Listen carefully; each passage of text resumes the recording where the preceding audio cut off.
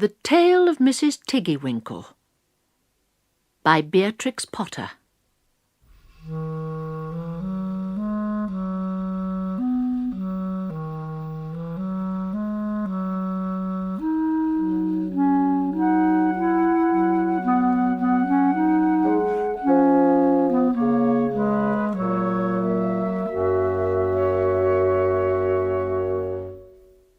Once upon a time, there was a little girl called Lucy, who lived at a farm called Littletown.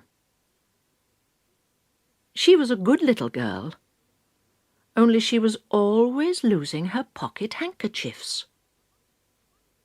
One day little Lucy came into the farmyard crying. Oh, she did cry so. "I've lost my pocket handkin. 3 handkins and a penny. Have you seen them, Tabby Kitten?" The kitten went on washing her white paws, so Lucy asked a speckled hen, "Sally Hennypenny, have you found 3 pocket handkins?" But the speckled hen ran into a barn clucking, "I go barefoot, barefoot, barefoot." And then Lucy asked Cock Robin sitting on a twig. Cock Robin looked sideways at Lucy with his bright black eye, and he flew over a stile and away.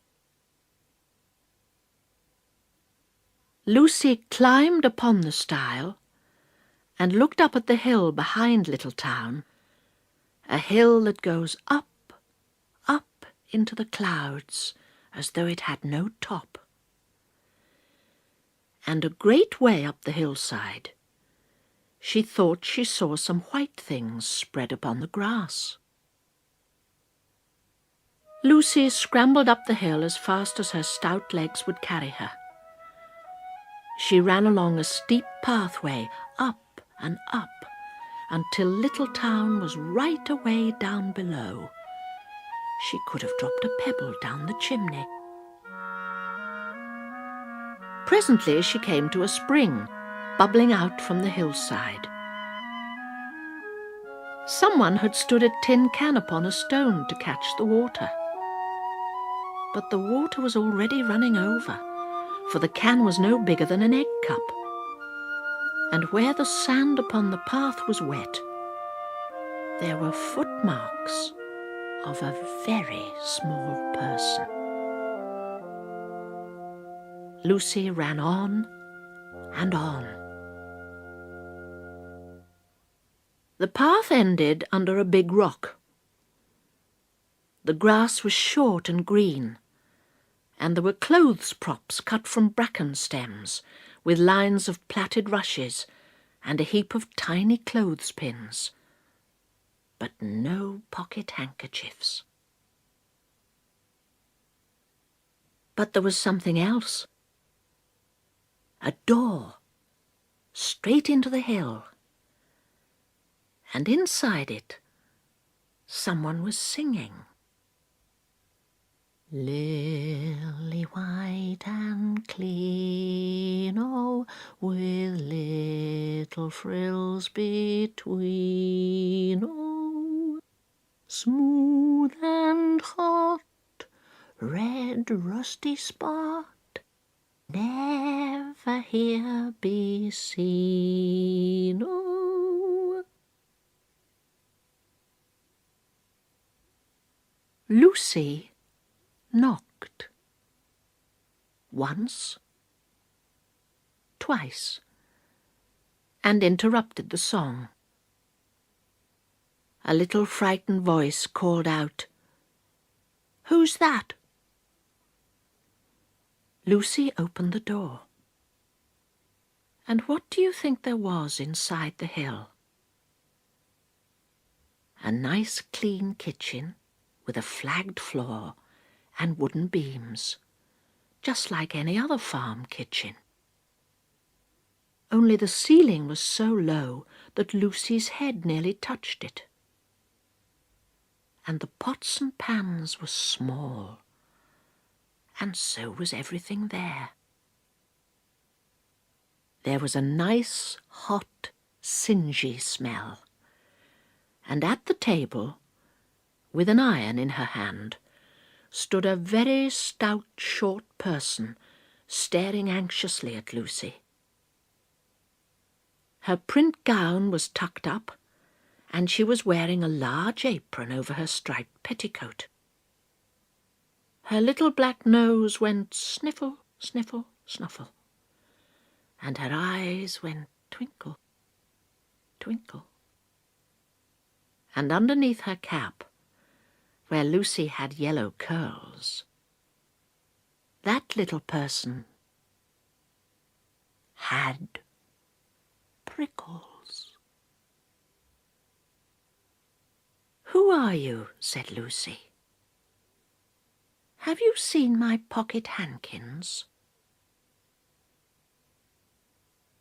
The little person made a bob curtsy.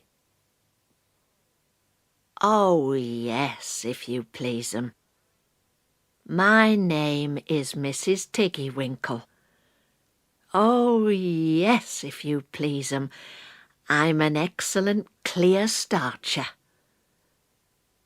And she took something out of a clothes basket and spread it on the ironing blanket. "What's that thing?" said Lucy. "That's not my pocket handkin." "Oh, no, if you please 'em. That's a little scarlet waistcoat belonging to Cock Robin." And she ironed it, and folded it, and put it on one side. Then she took something else off a clothes horse. "That isn't my pinny," said Lucy. "Oh, no, if you please 'em. That's a damask tablecloth belonging to Jenny Wren. Look how it's stained with currant wine. It's very bad to wash," said Mrs. Tiggywinkle. Mrs. Tiggywinkle's nose went sniffle, sniffle, snuffle, and her eyes went twinkle, twinkle. And she fetched another hot iron from the fire. "There's one of my pocket handkins," cried Lucy. "And there's my pinny." Mrs. Tiggywinkle ironed it, and gophered it, and shook out the frills. "Oh, that is lovely," said Lucy. "And what are those long yellow things with fingers like gloves?"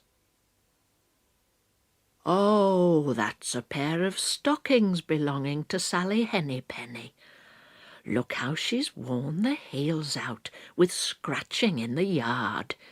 She'll very soon go barefoot," said Mrs. Tiggywinkle. "Why, there's another handkersniff. But it isn't mine, it's red." "Oh, no, if you please 'em. That one belongs to old Mrs. Rabbit, and it did so smell of onions. I've had to wash it separately. I can't get out the smell." "There's another one of mine," said Lucy. "What are those funny little white things?" "That's a pair of mittens belonging to Tabby Kitten. I only have to iron them. She washes them herself." "There's my last pocket handkin," said Lucy. "And what are you dipping into the basin of starch?" "They're little dicky shirt fronts belonging to Tom Titmouse, most terrible particular," said Mrs. Tiggywinkle. "Now I've finished my ironing, I'm going to air some clothes." "What are these dear soft fluffy things?" said Lucy. "Oh, those are woolly coats belonging to the little lambs at Skelgill." "Will their jackets take off?" asked Lucy. "Oh, yes, if you please 'em. Look at the sheep mark on the shoulder.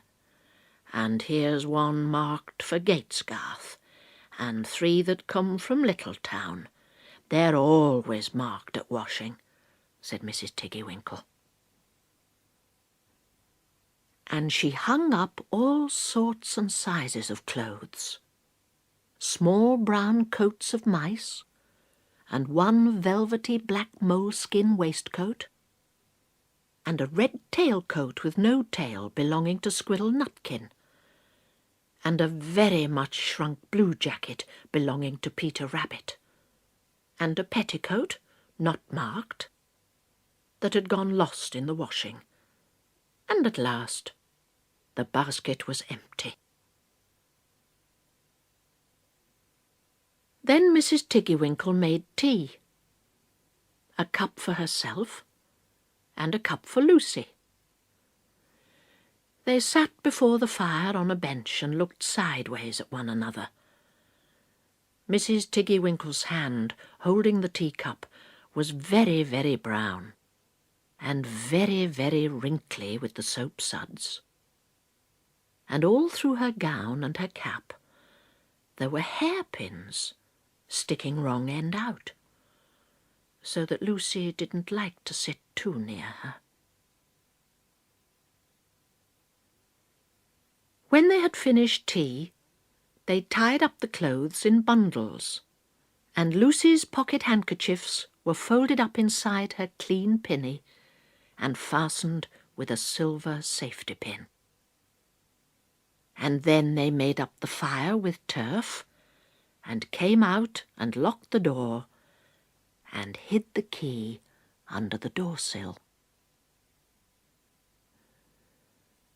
Then away down the hill trotted Lucy and Mrs. Tiggywinkle with the bundles of clothes. All the way down the path, little animals came out of the fern to meet them. The very first that they met were Peter Rabbit and Benjamin Bunny, and she gave them their nice clean clothes. And all the little animals and birds were so very much obliged to dear Mrs. Tiggywinkle.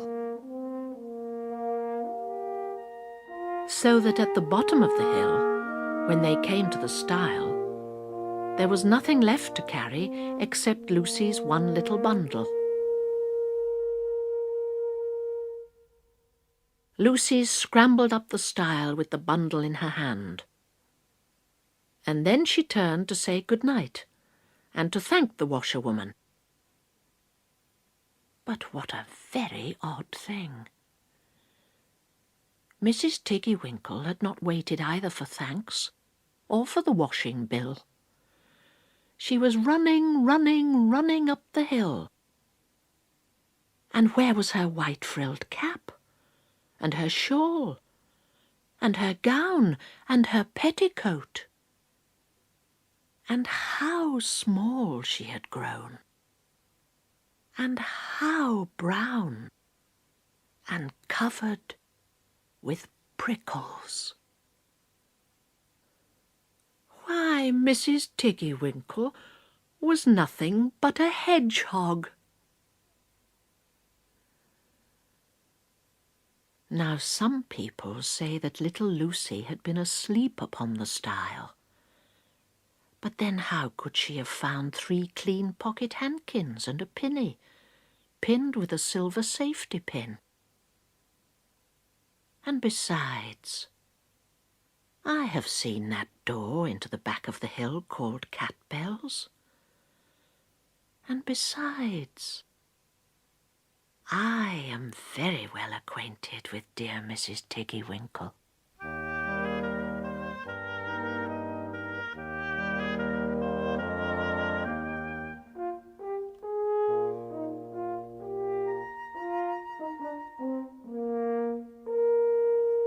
The end.